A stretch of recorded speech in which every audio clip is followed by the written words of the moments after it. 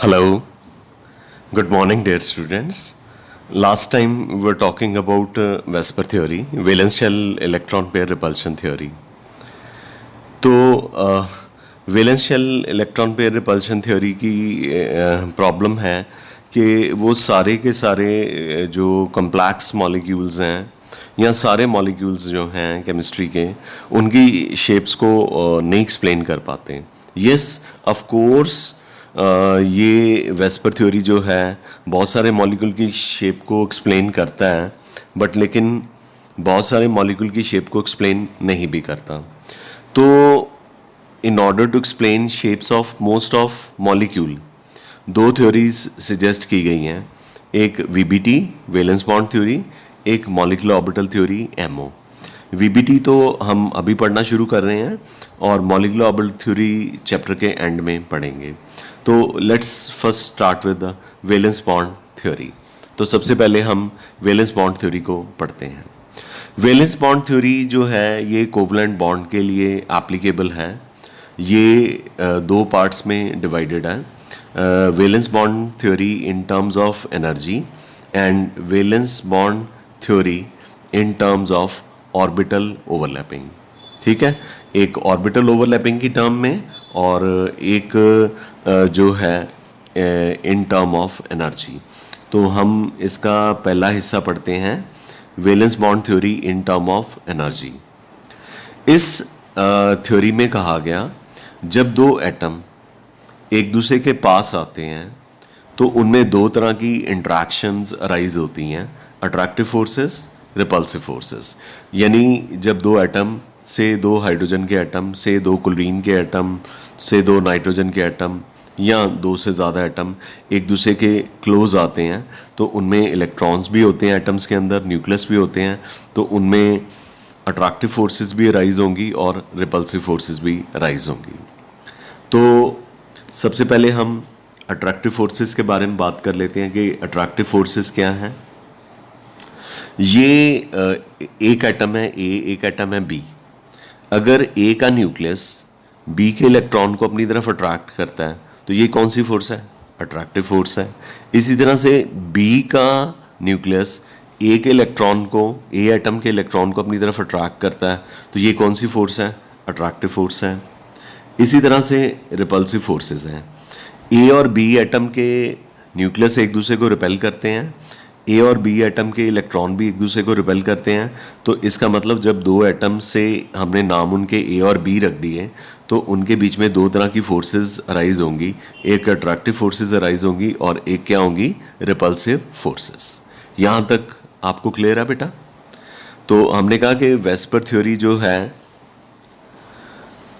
वो सारे के सारे मॉलिक्यूल की शेप को एक्सप्लेन नहीं कर पाती, तो उसको मॉडिफाई करने के लिए हमारे पास दो थ्योरीज हैं, valence bond theory and molecular orbital theory. हमने वैलेंस बॉन्ड थ्योरी पढ़नी शुरू की. इसके दो पार्ट्स हैं, valence bond theory in terms of energy, valence bond theory in term of orbital overlapping. पहले हम पढ़ने जा रहे हैं valence bond theory in term of energy. हमने कहा कि जब दो कोई भी एटम जिनका नाम ए और बी रखा है एक दूसरे के पास आएंगे तो उनके बीच में अट्रैक्टिव फोर्सेस भी राइज होंगी और रिपल्सिव फोर्सेस भी राइज होंगी. अट्रैक्टिव फोर्सेस ऐसे, एटम ए का न्यूक्लियस बी के इलेक्ट्रॉन को खींचेगा, एटम बी का न्यूक्लियस ए के इलेक्ट्रॉन को अपनी तरफ अट्रैक्ट करेगा, अट्रैक्टिव फोर्सेस होगी. रिपल्सिव फोर्सेस ऐसे, एटम ए के इलेक्ट्रॉन बी एटम के इलेक्ट्रॉन को रिपेल करेंगे और एटम ए के न्यूक्लियस बी के न्यूक्लियस को एक दूसरे से रिपेल करेंगे. तो ये कौन सी फोर्स होगी? रिपल्सिव फोर्स होगी. क्लियर है बच्चा? तो हम एग्जाम्पल इसमें फॉर्मेशन ऑफ हाइड्रोजन मॉलिक्यूल की ले लेते हैं. जैसे हमने ए बी कहा तो ए बी की जगह हम हाइड्रोजन ले लेते हैं. जब दो हाइड्रोजन एटम एक दूसरे के क्लोज आते हैं तो उनके बीच में कौन सी फोर्स अराइज होगी? Force of attraction. किसके बीच में? हाइड्रोजन एटम जो दो हैं, एक का नाम एच ए रख दिया और एक का नाम क्या रख दिया? एच बी रख दिया. तो ए का हाइड्रोजन एटम ए का जो न्यूक्लियस है हाइड्रोजन एटम बी के इलेक्ट्रॉन को अट्रैक्ट करेगा. ठीक है. Number 2, forces of attraction. जो बी का न्यूक्लियस है वो ए के इलेक्ट्रॉन को अट्रैक्ट करेगा, यानी ये फर्स्ट से ऑपोजिट है, ठीक है, वाइस वर्सा हो गया। तीसरा, फोर्स ऑफ रिपल्शन, ए के इलेक्ट्रॉन हाइड्रोजन एटम ए के इलेक्ट्रॉन हाइड्रोजन एटम बी के इलेक्ट्रॉन को रिपेल करेंगे, ठीक है। नंबर 4, दोनों एटम्स यानी हाइड्रोजन ए और हाइड्रोजन एटम बी के न्यूक्लियाई एक दूसरे को क्या करेंगे, रिपेल करेंगे। तो हाइड्रोजन के केस में ये फाइंड आउट किया गया कि अट्रैक्टिव फोर्सेस का मैग्नीट्यूड जो है रिपल्सिव फोर्सेस से ज़्यादा है। ये मैं आगे चल के ग्राफिकली रिप्रेजेंट करूँगा। हाइड्रोजन मॉलिक्यूल में ये फाइंड आउट किया गया कि जो अट्रैक्टिव फोर्सेस का मैग्नीट्यूड है जब दो हाइड्रोजन एटम एक दूसरे के पास आते हैं वो रिपल्सिव फोर्सेस से ज़्यादा है। एज ए रिज़ल्ट मॉलिक्यूल की, हाइड्रोजन मॉलिक्यूल की, H2 मॉलिक्यूल की पोटेंशियल एनर्जी जो है वो डिक्रीज़ करेगी और H2 मॉलिक्यूल जो है वो फॉर्म हो जाएगा, ठीक है। तो अब हम इसको ये आउटलाइन थी एक्चुअली, अब हम इसको डिटेल में बताएंगे। तो आपके पास दो हाइड्रोजन एटम्स हैं, एक दूसरे के पास आना शुरू हो गए। एक पर्टिकुलर डिस्टेंस पे जो उनकी बॉन्ड लेंथ होती है, उस पर्टिकुलर डिस्टेंस पे हाइड्रोजन एटम ए और हाइड्रोजन एटम बी यानी कि H2 मॉलिक्यूल की पोटेंशियल एनर्जी मिनिमम हो जाती है। तो इस डिस्टेंस पे दो हाइड्रोजन एटम ए और बी ज्वाइन करके हाइड्रोजन मॉलिक्यूल बना देते हैं। तो जिस डिस्टेंस पे दो हाइड्रोजन एटम्स आपस में ज्वाइन करते हैं, जहाँ पे उनकी पोटेंशियल एनर्जी मिनिमम हो जाती है, उस डिस्टेंस को बॉन्ड लेंथ कहा जाता है। और हाइड्रोजन मॉलिक्यूल के केस में ये बॉन्ड लेंथ जो है 74 पिकोमीटर है। यानी हाइड्रोजन एटम ए और बी जब 74 पिकोमीटर डिस्टेंस पे आएंगे तो वो कंबाइन कर जाएंगे, पोटेंशियल एनर्जी जो कि मिनिमम होगी। अगर आप कहें कि हम डिस्टेंस 74 से भी कम कर लें तो क्या वो और भी स्टेबल मॉलिक्यूल बनेगा? नहीं। तब अगर आप 74 पिकोमीटर से भी कम डिस्टेंस कर लेते हो दो हाइड्रोजन एटम के बीच में, तो उनके बीच में रिपल्सिव फोर्सेस इंक्रीज़ कर जाती हैं, पोटेंशियल एनर्जी इंक्रीज़ कर जाती है, तो मॉलिक्यूल फॉर्म नहीं करेगा। सिमिलरली अगर आप कहें कि हम हाइड्रोजन एटम के बीच में जो डिस्टेंस है 74 पिकोमीटर से ज़्यादा कर लें तो क्या मॉलिक्यूल बनेगा? नहीं बनेगा। उस केस में भी पोटेंशियल एनर्जी जो है वो मिनिमम या लीस्ट नहीं होती, वहाँ पे भी H2 मॉलिक्यूल जो है वो फॉर्म नहीं करेगा, ठीक है। इसको मैं एक ये फोर्स ऑफ अट्रैक्शन और फोर्स ऑफ रिपल्शन की हेल्प से एक्सप्लेन कर रहा हूँ। ये बच्चा हाइड्रोजन एटम ए का न्यूक्लियस है, ये हाइड्रोजन एटम बी का न्यूक्लियस है, ये इलेक्ट्रॉन Eb जो है हाइड्रोजन को बिलोंग करता है, ठीक है। और ये जो Ea है ये हाइड्रोजन एटम ए का इलेक्ट्रॉन है, ठीक है। तो हाइड्रोजन एटम बी जो है वो अपने इलेक्ट्रॉन को अट्रैक्ट करता है, ये पुरानी फोर्स है, लाल लाइन के साथ दिखाई गई है। और हाइड्रोजन एटम ए का न्यूक्लियस अपने इलेक्ट्रॉन ए को अपनी तरफ अट्रैक्ट करता है, ये एरो इस तरह बनाया हुआ है, ये लाल लाइन के साथ दिखाया हुआ है, ये पुरानी फोर्सेस उनके बीच में हैं। लेकिन उनके बीच में नई फोर्सेस भी अराइज होती हैं जो कि ब्लैक लाइन से दिखाई गई हैं। हाइड्रोजन एटम बी अपने इलेक्ट्रॉन के साथ साथ हाइड्रोजन एटम ए के इलेक्ट्रॉन को भी अट्रैक्ट करता है। इसी तरह से हाइड्रोजन एटम ए का इलेक्ट्रॉन अपने इलेक्ट्रॉन को अट्रैक्ट करने के अलावा बी के इलेक्ट्रॉन को भी अपनी तरफ क्या करता है? अट्रैक्ट करता है। तो ये कौन सी फोर्स ऑफ अट्रैक्शन होगी? New force of attraction. जब हाइड्रोजन एटम ए और बी एक पर्टिकुलर डिस्टेंस 74 पिकोमीटर पे आ जाते हैं, जहाँ पे पोटेंशियल डिफरेंस जो है, पोटेंशियल एनर्जी जो है वो मिनिमम होती है, ठीक है। तो इनके बीच में मैंने अट्रैक्टिव फोर्सेस के बारे में बताया। ये जो लाल रंग से लाइन दिखाई गई है ये पुरानी अट्रैक्टिव फोर्सेस हैं। जो ब्लैक कलर से दिखाई गई हैं, ये देखो मैंने ये एरो लगाया हुआ है, ये न्यू फोर्सेस ऑफ अट्रैक्शन है, यहाँ पे भी ये न्यू फोर्सेस ऑफ अट्रैक्शन है। पर इनके अलावा ये इलेक्ट्रॉन ए, हाइड्रोजन एटम का इलेक्ट्रॉन ए और हाइड्रोजन एटम बी का इलेक्ट्रॉन बी, ये एक दूसरे को रिपेल करेंगे। ये रिपल्सिव फोर्सेस दिखाई हुई हैं। यहाँ पे मैंने दिखाया हुआ है एरो ऑपोजिट डायरेक्शन में दिखाए हुए हैं, तो इसका मतलब ये एक दूसरे को रिपेल कर रहे हैं, दोनों इलेक्ट्रॉन रिपेल कर रहे हैं और हाइड्रोजन एटम ए का न्यूक्लियस और हाइड्रोजन एटम बी का न्यूक्लियस भी रिपेल करेगा। तो अब आप इनकी अट्रैक्टिव और रिपल्सिव फोर्सेस की लाइंस को काउंट कर लो। आप देखोगे कि अट्रैक्टिव फोर्सेस का नंबर जो है या उनकी जो लाइंस हैं या उनका जो मैग्नीट्यूड है वो रिपल्सिव फोर्सेस के मैग्नीट्यूड से ज़्यादा होगा। इसका मतलब कि whenever magnitude of attractive forces is greater than magnitude of repulsive forces, definitely two atom of hydrogen are going to join with each other and it result in formation into H2 molecule. Clear? Clear है बेटा? अब मैं ये एक graph आपको और बना के दिखा रहा हूँ। यहाँ पे दिखाया हुआ है कि ये potential energy versus internuclear distance के बीच में ग्राफ है। ये पोटेंशियल एनर्जी है, ये इंटरन्यूक्लियर डिस्टेंस है। पोटेंशियल एनर्जी तो चलो आपको पता है, इंटरन्यूक्लियर डिस्टेंस का मतलब होता है कि जब दो एटम एक दूसरे के पास आते हैं, ठीक है, तो उनके न्यूक्लियस के बीच में जो डिस्टेंस होता है वो इंटरन्यूक्लियर डिस्टेंस हो जाता है। ठीक है, इंटरन्यूक्लियर डिस्टेंस हो जाता है। तो ये दिखाया हुआ है कि जब इंटरन्यूक्लियर डिस्टेंस बहुत कम है, इस तरफ इंक्रीज कर रहा है ना इंटरन्यूक्लियर डिस्टेंस, जब बहुत कम है तो पोटेंशियल एनर्जी मैक्सिमम है। ठीक है, थोड़ा इंटरन्यूक्लियर डिस्टेंस जो है थोड़ा ज़्यादा हुआ तो पोटेंशियल एनर्जी डिक्रीज करनी शुरू होगी। एक पर्टिकुलर पॉइंट पे, ये मैं रेड डॉट बना रहा हूँ, एक पर्टिकुलर पॉइंट पे हाइड्रोजन एटम ए और हाइड्रोजन एटम बी के बीच में पोटेंशियल एनर्जी मिनिमम हो जाती है। ये ई के साथ दिखाई गई है। तो पोटेंशियल एनर्जी इस पॉइंट पे मिनिमम हो जाती है। इसे डी नॉट के साथ लिखा गया। किसके साथ? D not. और हाइड्रोजन मॉलिक्यूल में ये जो डी नॉट है 74 पिकोमीटर है। और उसके बाद अगर आप हाइड्रोजन एटम को एक दूसरे से दूर लेके जाओगे तो पोटेंशियल एनर्जी फिर से क्या करनी शुरू हो जाएगी? इंक्रीज करनी शुरू हो जाएगी। इससे ये पता चलता है कि सिर्फ एक पर्टिकुलर डिस्टेंस पे ही दो हाइड्रोजन एटम के बीच में या कोई भी दो एटम के बीच में पोटेंशियल एनर्जी मिनिमम होती है। और जब पोटेंशियल एनर्जी मिनिमम होती है, मॉलिक्यूल की फॉर्मेशन होती है। इस तरह से हाइड्रोजन मॉलिक्यूल जो है वो फॉर्म करता है। ठीक है, ये क्लियर है?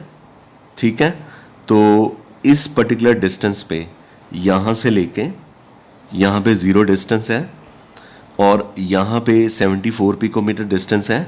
यहाँ पे दो हाइड्रोजन एटम इसलिए ज्वाइन कर गए हैं क्योंकि यहाँ पे पोटेंशियल एनर्जी मिनिमम है। ये देखिए, ये पॉजिटिव दिखाया हुआ है, ये नेगेटिव लिखा हुआ है, यानी यहाँ पे पोटेंशियल एनर्जी मिनिमम है। उसके बाद अगर आप डिस्टेंस और इंक्रीज करेंगे तो पोटेंशियल एनर्जी फिर से क्या करनी शुरू हो जाएगी?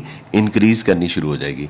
इसका मतलब कि जिस डिस्टेंस पे दो एटम्स के बीच में पोटेंशियल एनर्जी मिनिमम होती है वहाँ पे मॉलिक्यूल की स्टेबिलिटी जो है मैक्सिमम होती है और मॉलिक्यूल की फॉर्मेशन जो है वो पॉसिबल है।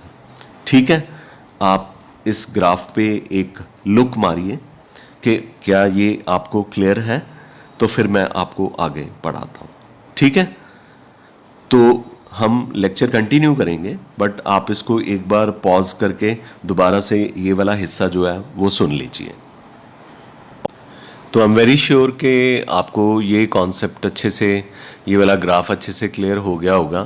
तो अब हम आगे चलते हैं, जिसमें एक तो हम बॉन्ड डिसोसिएशन एनर्जी की डेफिनेशन पढ़ेंगे और एक हम ये पढ़ेंगे कि H2 अगर फॉर्म करता है तो He2 क्यों नहीं फॉर्म करता। जैसे H2 होता है तो He2 भी तो होता है ना, तो He2 पर नहीं एग्जिस्ट करता, वो हमने एक्सप्लेन करना है। पहले हमारे पास है डिफाइंड बॉन्ड एनर्जी या बॉन्ड डिसोसिएशन एनर्जी। नाम से पता चलता है। वैसे केमिकल बॉन्डिंग के चैप्टर में अगले हिस्से में मैंने बॉन्ड डिसोसिएशन एनर्जी के बारे में बहुत डिटेल में बताना है, लेकिन अभी फ़िलहाल बता रहा हूँ कि मॉलिक्यूल में जो एटम है वो उनके बीच में जो बॉन्ड है उसको डिसोशिएट करने के लिए 1 मोल ऑफ बॉन्ड को डिसोशिएट करने के लिए जो एनर्जी आपको रिक्वायर्ड है उसे बॉन्ड डिसोसिएशन एनर्जी कहते हैं। तो हाइड्रोजन मॉलिक्यूल है जैसे, तो हाइड्रोजन मॉलिक्यूल में जो बॉन्ड है उसको अगर आप ब्रेक करना चाहते हैं तो उसके लिए जो आपको एनर्जी रिक्वायर्ड है that is 435.8 kilo joule per मोल।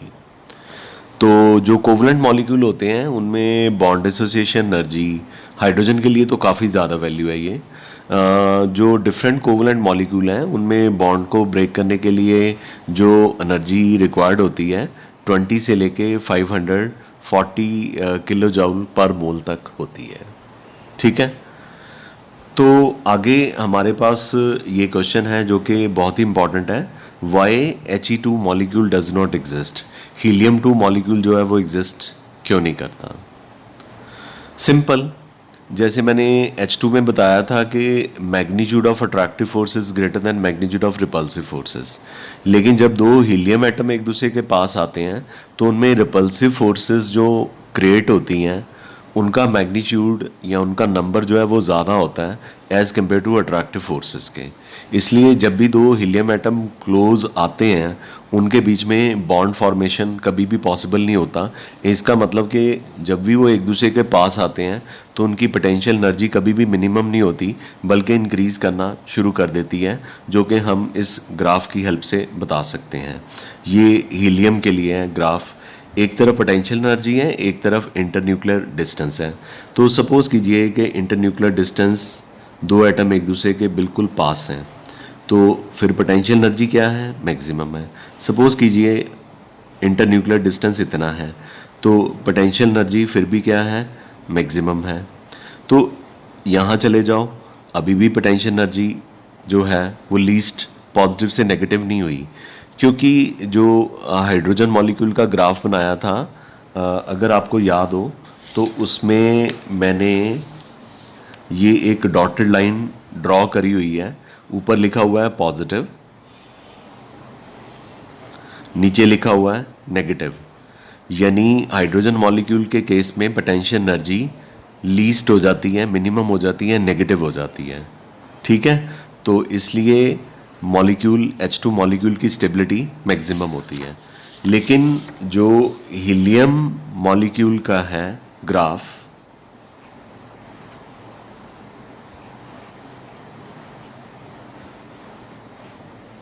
जो हीलियम मॉलिक्यूल का ग्राफ है उसमें पोटेंशियल एनर्जी कभी भी इस एक्सिस को ना तो टच करती है ना इससे नीचे जाती है, यानी कभी भी ये लीस्ट नहीं होती जब दो हीलियम एटम एक दूसरे के क्लोज आते हैं। तो अगर पोटेंशियल एनर्जी मिनिमम नहीं होती तो मॉलिक्यूल जो है वो कभी भी स्टेबल नहीं होगा और मॉलिक्यूल की फॉर्मेशन जो है वो पॉसिबल नहीं होगी। तो सिंपली हम कह सकते हैं कि रिपल्सिव फोर्सेस का मैग्नीट्यूड अट्रैक्टिव फोर्सेस से ग्रेटर होता है हीलियम में, इसलिए हीलियम 2 की फॉर्मेशन जो है वो पॉसिबल नहीं है। Am I clear to you this? Okay. बाकी आप भी नोट्स पढ़ेंगे तो आपको और भी ज़्यादा क्लियर होगा। तो हमने कहा था कि वैलेंस बॉन्ड थ्योरी जो है वो दो टर्म से डिस्क्राइब करनी है। एक तो डिस्क्राइब करनी है in term of energy, A part में बताया था, बी पार्ट है in term of orbital overlapping. तो in term of orbital overlapping में बताना है कि जब दो एटम जो कि हाफ फिल्ड हैं, यानी उनके आउटर मोस्ट ऑर्बिटल में एक एक इलेक्ट्रॉन है, जब वो ओवरलैप करते हैं तो उनके बीच में जो बॉन्ड है वो पॉसिबल है, बन जाता है। तो इसकी पहली example formation of H2 molecule दे रहा हूँ। तो ये दो हाइड्रोजन एटम है, हाइड्रोजन का एटॉमिक नंबर 1 ही होता है, तो कॉन्फ़िगरेशन 1s1 हो गई। तो ये अभी आपस में ओवरलैप नहीं करें, ये इलेक्ट्रॉन रेड कलर से दिखाया हुआ है, तो इनकी स्पिन मैंने अभी ऑपोजिट दिखा दी है। तो ये जब ओवरलैप कर देते हैं तो इनकी स्पिन ऑपोजिट ही रहेगी, क्योंकि पॉली एक्सक्लूजन प्रिंसिपल के अकॉर्डिंगली जो एक ऑर्बिटल के अंदर दो इलेक्ट्रॉन होते हैं उनकी स्पिन हमेशा एक दूसरे से क्या होती है, ऑपोजिट होती है। और इसमें एक चीज़ और बताना चाहूँगा जो कि नेक्स्ट वीडियो में काफ़ी डिटेल में आएगी। जब दो एस ऑर्बिटल ओवरलैप करते हैं उनके बीच में एक बॉन्ड बनता है जिसे सिग्मा बॉन्ड कहते हैं। जो कि मैंने लिखा हुआ है इसलिए बता दिया, पर वैसे नेक्स्ट वीडियो में सिग्मा और पाई बॉन्ड, दो तरह के बॉन्ड्स हमने पढ़ने हैं, वो और डिटेल में पढ़ने हैं। तो ये हाइड्रोजन मॉलिक्यूल की फॉर्मेशन हो गई जिसमें दो हाइड्रोजन एटम अपना एक एक इलेक्ट्रॉन आउटर मोस्ट शेल में ओवरलैप करते हैं और एक कॉमन रीजन में दो इलेक्ट्रॉन आ जाते हैं, इनके बीच में सिग्मा बॉन्ड बन जाता है। आगे मैं एग्जांपल ले रहा हूँ फॉर्मेशन ऑफ HF मॉलिक्यूल। ये मैंने हाइड्रोजन बना दिया 1s1 क्योंकि इसका एटॉमिक नंबर 1 है, फ्लोरीन का एटॉमिक नंबर 9 है, 1s2 2s2 2px 2py 2pz1। अब देखो 1s भी फुल है, 2s भी फुली फिल्ड है, 2px भी फुली फिल्ड है, 2py भी फुली फिल्ड है, सिर्फ 2pz में एक इलेक्ट्रॉन है। तो ये फिर मैंने क्या बनाया, यहाँ पे मैंने क्या लिखा 2pz, यहाँ पे 1 लिख देता हूँ, ठीक है। तो ये 1s1 है, ये 2pz1 है। तो ये आपस में, ये अभी एटॉमिक ऑर्बिटल है, ये आपस में ज्वाइन करके एक कॉमन रीजन में दो इलेक्ट्रॉन आ जाते हैं। लेकिन इन दो इलेक्ट्रॉन की जो आपने स्पिन दिखानी है एक दूसरे से ऑपोजिट दिखानी है, क्योंकि पॉली एक्सक्लूजन प्रिंसिपल के अकॉर्डिंगली दो इलेक्ट्रॉन जब एक ऑर्बिटल में होते हैं तो उनकी स्पिन ऑपोजिट होनी चाहिए, जैसे कि स्ट्रक्चर ऑफ एटम के चैप्टर में बताया था। क्या ये आपको क्लियर है बच्चा?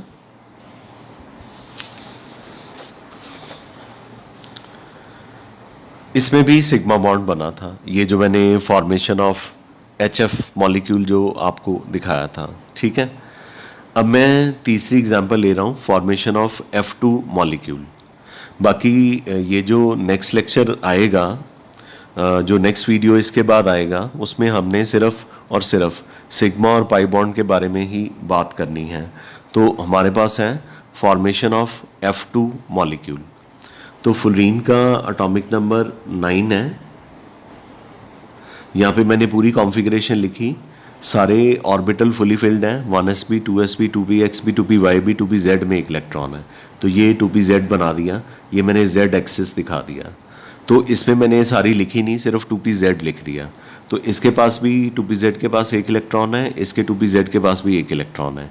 ये जब ओवरलैप करते हैं तो इनके बीच में सिग्मा बॉन्ड बनता है और F2 मॉलिक्यूल बन जाता है। तो हीलियम 2 की फॉर्मेशन, नॉन फॉर्मेशन, हम इस कंसेप्ट के अकॉर्डिंगली भी एक्सप्लेन कर सकते हैं कि हीलियम का एटॉमिक नंबर 2 होता है, तो कॉन्फ़िगरेशन 1s2 हो गई। तो इसके पास तो हाफ फिल्ड ऑर्बिटल है ही नहीं है, फुली फिल्ड ऑर्बिटल है। तो एक हीलियम का फुली फिल्ड ऑर्बिटल दूसरे फुली फिल्ड ऑर्बिटल के साथ ओवरलैप कैसे करेगा? जैसे फॉर एग्जांपल ये हाइड्रोजन था, एक इलेक्ट्रॉन हाफ फिल्ड ऑर्बिटल ने ओवरलैप करना होता है। तो ये एक तरह से कॉमन रीजन है जिसमें दो इलेक्ट्रॉन हो गए। सपोज कीजिए यहाँ पे हाइड्रोजन की जगह हीलियम होता, यहाँ पे भी हीलियम होता, इसके पास भी दो इलेक्ट्रॉन होने थे, इसके पास भी दो होने थे। तो इस कॉमन रीजन में 4 इलेक्ट्रॉन, एक ऑर्बिटल में 4 इलेक्ट्रॉन तो नहीं ना दिखा सकते हम, क्योंकि हमने स्ट्रक्चर ऑफ एटम में पढ़ा हुआ है कि एक ऑर्बिटल में मैक्सिमम से मैक्सिमम कितने इलेक्ट्रॉन होते हैं? 2 इलेक्ट्रॉन होते हैं, 2 से ज़्यादा इलेक्ट्रॉन जो है वो नहीं होते। गॉट इट बच्चा? ओके। यहाँ पे मैंने ये नोट बना के लिखा हुआ है कि He2 मॉलिक्यूल क्यों नहीं एग्जिस्ट करता। इसके 2 कारण हो गए। एक पोटेंशियल एनर्जी वाला रीज़न दे देना, जिसमें मैंने बताया था कि रिपल्सिव फोर्सेस का मैग्नीट्यूड जो है अट्रैक्टिव फोर्सेस से ज़्यादा होता है, और पोटेंशियल एनर्जीज की हीलियम मॉलिक्यूल की कभी भी मिनिमम नहीं होती। एक वो रीज़न आप पेपर में लिख सकते हैं, एक ये रीज़न लिख सकते हैं कि helium already fully filled orbital है, तो एक फुली फिल्ड ऑर्बिटल दूसरे हीलियम के फुली फिल्ड ऑर्बिटल के साथ ओवरलैप नहीं कर सकता, इसलिए He2 मॉलिक्यूल जो है वो एग्जिस्ट नहीं करेगा। ठीक है। अच्छा, तो एक हाइड्रोजन एटम, दूसरे नोट पे मैंने लिखा है, सिर्फ एक ही हाइड्रोजन एटम के साथ ओवरलैप करके H2 बनाएगा। अगर आप कहें कि H3 H4 बन जाए तो वो पॉसिबल नहीं, क्योंकि सिर्फ दो ही इस थ्योरी के अकॉर्डिंगली, इस थ्योरी के अकॉर्डिंगली।